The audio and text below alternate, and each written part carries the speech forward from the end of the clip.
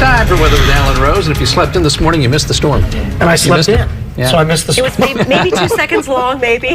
But I did see it all over social media, Twitter, Facebook, people talking about the sprinkles or the spritzer. I like how John Pollinterri is calling it a spritzer because it's pretty much what it was. Yeah. But areas to the north did pick up a little more rain than that. The Bay Area seeing around 1/4 to 1/2 an inch. San Simeon, far northwestern San Luis Obispo County seeing about 2/10 of an inch of rain. That was the big winner locally. Farther to the south, only trace amounts in Santa Barbara and Santa Maria. Now, temperature-wise, we did cool down quite a bit today. The clouds hung around well into the afternoon hours. A few peaks of sunshine, that was about it. But these temperature daytime highs were down around 5 or 10 degrees from what we saw yesterday. We still have the live storm tracker radar fired up, and there's one more band of rain we're watching tonight.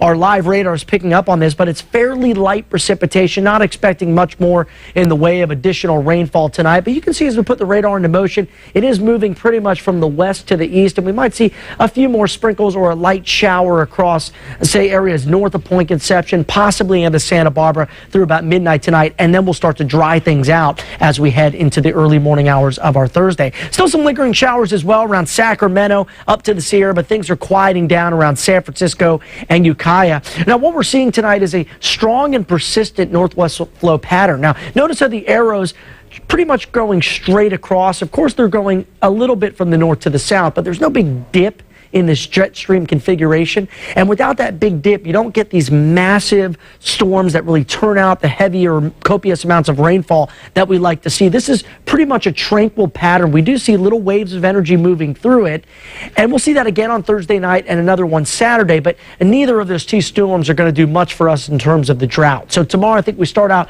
with more sunshine than clouds, but the clouds increase as the next front drives down the coastline. Now, this one does look a little bit stronger than what we saw today.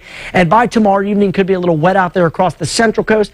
Then as we head into the late night hours and into the early morning hours of the Friday, that's when we see the rain chances increase in Santa Barbara and Ventura. This next storm, again, a little stronger than what we saw today, but still most areas only around 1/10 of an inch. The Saturday one, not looking that impressive. I think it'll be more in line with what we saw today, so maybe just a few sprinkles out there as we head towards the start of your weekend. So tomorrow, we'll call for increasing clouds, cooling as well again, so temps only in the middle to upper 60s. Might be a jacket kind of a day. Throw the umbrella in the trunk. You might need it, especially in these northern areas as the rain picks up during the evening hours. In San Luis Obispo County, some spots up here could see around 1/4 of an inch under mostly cloudy skies. Ventura County, think we'll be okay throughout the daytime hours. The rain not picking up here if it does make it this far south until late tomorrow night, maybe around 11 o'clock, midnight, or even beyond. Santa Barbara 7-day forecast.